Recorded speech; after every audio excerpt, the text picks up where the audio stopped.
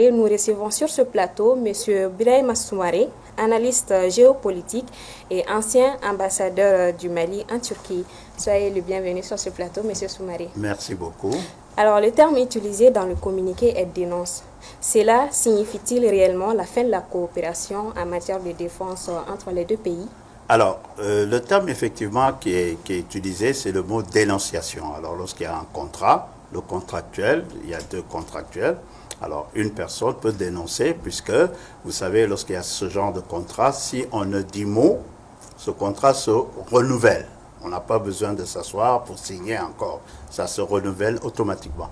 Alors, le fait de dénoncer, c'est comme pour prévenir toute action de prolongement tacite de ce contrat-là. Donc, c'est un acte politique pour indiquer une volonté de revoir les choses. Et donc, concrètement, quelles peuvent être les implications de cette décision? Alors, les implications sont nombreuses. D'abord, il faudrait, pour bien avoir une bonne compréhension pour vos téléspectateurs, définir les trois domaines.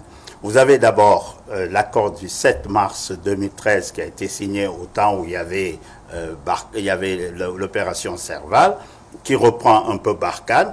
Et vous avez le protocole additionnel également qui reprend pour Takuba. Alors ça, ces deux accords-là, c'est tout de suite. Là, l'État du Mali, le gouvernement du Mali a demandé une rupture totale. Autrement dit, ces deux forces présentes sur le territoire malien, c'est considéré comme illégal à partir du 2 mai, depuis le 2 mai.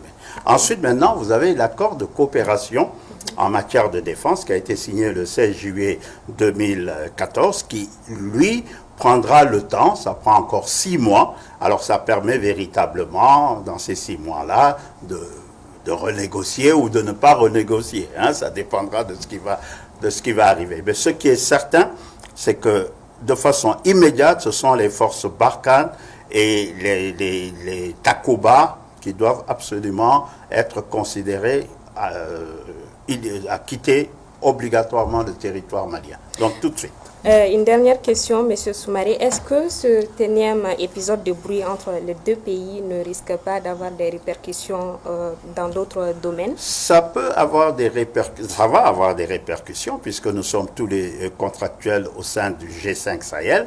Hein, et vous savez que dans le cadre du G5 Sahel, Takuba et surtout Barkhane travaillent dedans.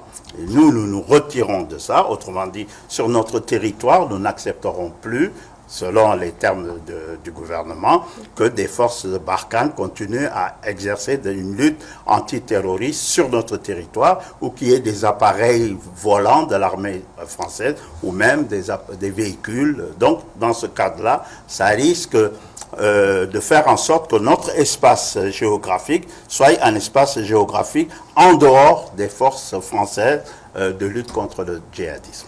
Merci beaucoup, M. Soumaré, d'avoir répondu à nos questions. Merci. Je rappelle que M. Soumaré est analyste géopolitique, ancien ambassadeur du Mali en Turquie.